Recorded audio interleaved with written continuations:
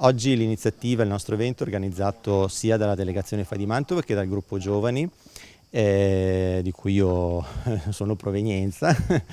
e sostanzialmente abbiamo voluto far conoscere una parte del nostro territorio importante come appunto Governolo e quindi il tema dell'acqua. L'acqua è un elemento fondamentale per la storia di Mantova. Perché ovviamente quando nel 1190 Pitentino ha realizzato i laghi di Mantova,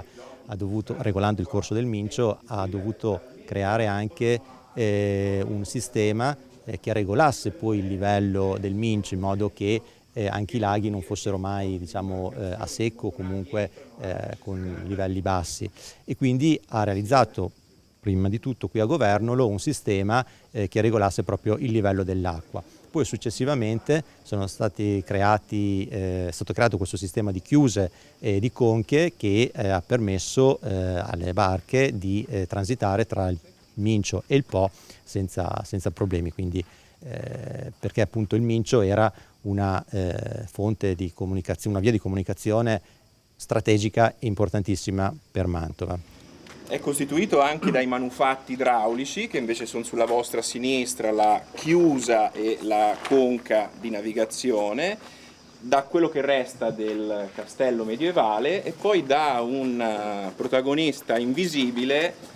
che è quello che era il fiume. Ora, al posto di quel prato, magari alcuni di voi lo ricorderanno, però fino al 1983 scorreva il Mincio. Più tardi, nel corso della nostra passeggiata, andremo a vedere invece ciò che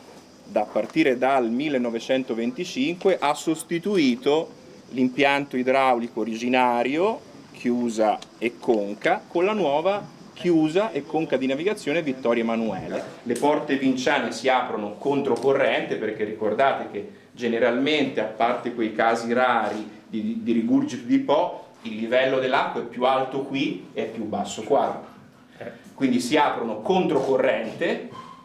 ogni porta viene movimentata da un argano e si richiudono in sostanza con la forza dell'acqua. Immaginate la differenza tra movimentare, anche se erano in legno, questi panconi originariamente nel 1394, all'epoca della costruzione della prima chiusa, a mano, rispetto invece a muoversi con un carro ponte di questo genere, poi in fase successivo, oltretutto alimentato elettricamente. Oggi la visita inizierà dal Museo Diffuso del Fiume, poi proseguirà per la conca del Bertazzolo, quindi quella storica del 1500, per poi passare con un giro circolare, con un percorso circolare sugli argini dove vedremo le conche attualmente in funzione, perché naturalmente esistono ancora e hanno la medesima funzione che avevano quelle storiche. Cominciavano alla fine dell'Ottocento ad esserci le imbarcazioni a vapore che avevano le ruote laterali, quindi non le eliche posteriori, quindi occupavano anche dello spazio laterale, non potevano semplicemente più passare attraverso la conca, una addirittura rimase incastrata per dei mesi. E quindi a un certo punto si decise di interrare il fiume e di spostare tutta l'attività sia di regimentazione delle acque che di transito delle imbarcazioni sulla nuova e più moderna conca Vittorio Emanuele.